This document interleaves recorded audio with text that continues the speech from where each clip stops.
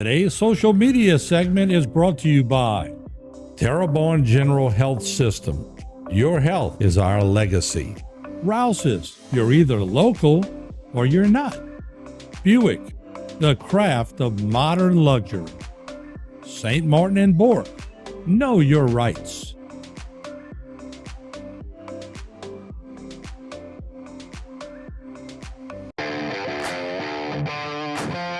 Hurry in to A.J. Doman's Chevrolet for Car Bravo's Marvel sales event. You can get 0% financing on select certified models or get $1,000 consumer cash on every certified half-ton truck.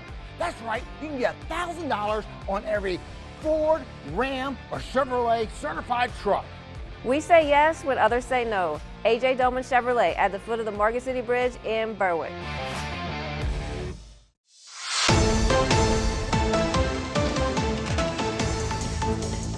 Hey everybody, welcome back to Bayou Time. Harry McCullough here. The session in Baton Rouge, the legislative session, wrapped up. It was supposed to wrap up by 6 o'clock on Monday afternoon. It wrapped up at 5:50, so 10 minutes to spare. Here to talk about what went on during this session is Beryl, Amedee, District 51. So, yeah, 10 minutes to spare. Y'all could have got something done in that last 10 minutes, huh? Maybe so. I don't know. If you saw some of the bills we got stuck debating from time to time, I'm not sure what we could have done in 10 minutes. That's a little early to wrap up. But let's talk about this session. It was a little different. First time in 8 years, we had a Republican governor and Jeff Landry. And you had a supermajority in both houses. So did it have a different feel to it? I really believe that everything seemed much easier, lighter, not so contentious. I think that there was a greater working together. Even so many measures that we passed with bipartisan support, things were calmer, more peaceful. Visitors to the Capitol have told us all through these 3 sessions this year that the atmosphere felt different. So I think the staff was even happier. So all in all, it was a good session. It was fun driving home after Sine Die this time, not feeling so much like I'd been beat up, but feeling like we might have actually gotten some things done. Right. Well, I mean, that's kind of the point, I guess, of having all those houses. I mean, you guys did have the hammer when you went into, so it makes a little bit of difference. But you didn't get everything, because there's no new convention, so that didn't come to fruition. So there's a lot of different things, and as you said, there was some compromise, even though you guys had the dominant hand going in, right? Yes. I could probably think of a few bills that I'm disappointed did not pass. So I can't say that everything was smooth sailing and got rolled right through. We had to actually work for the things that we got passed, but I do believe that we're in a much better place now than we were before session. I feel that a lot of good measures got passed, and I feel that a lot of measures that really would not have been good for Louisiana didn't really move. And so all in all, a productive session. I see. So let's talk about some of the big bills that have passed on a state level. We're going to talk about some of yours later on, but the Gator Grants, which was the Education Savings Program.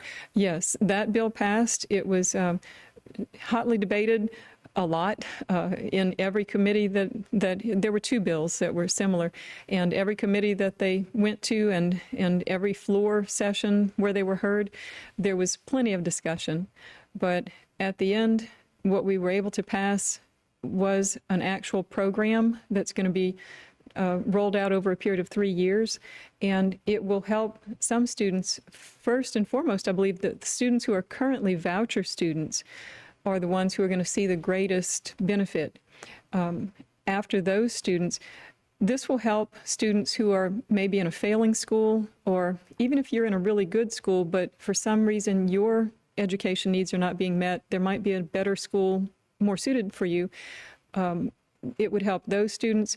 It could help students who are in need of tutoring in certain subjects.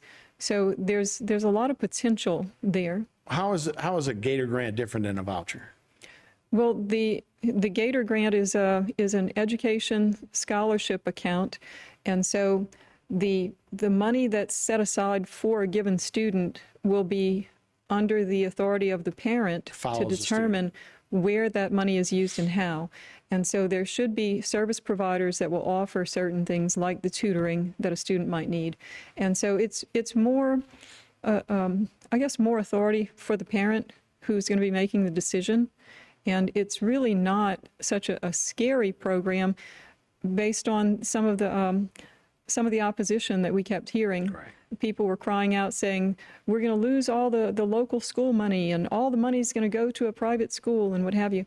But the reality is that the federal and the local portion of the money that a school gets stays at the school. Mm-hmm. That part doesn't follow the student.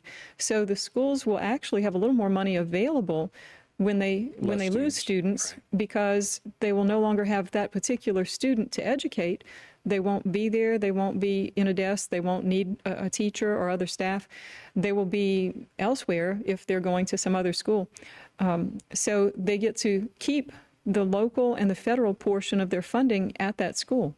So I don't really know what all the screaming was about. All right, a couple other things. Abortion by fraud.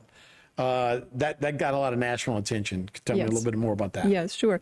That was a bill that came up from Senator Presley, who actually had his own sister go through a horrific life experience where her husband at the time was slipping her these abortion drugs, hoping to cause an abortion of their child. And fortunately, she caught on in time, and the baby lived. The baby was born a little premature, but is doing fine.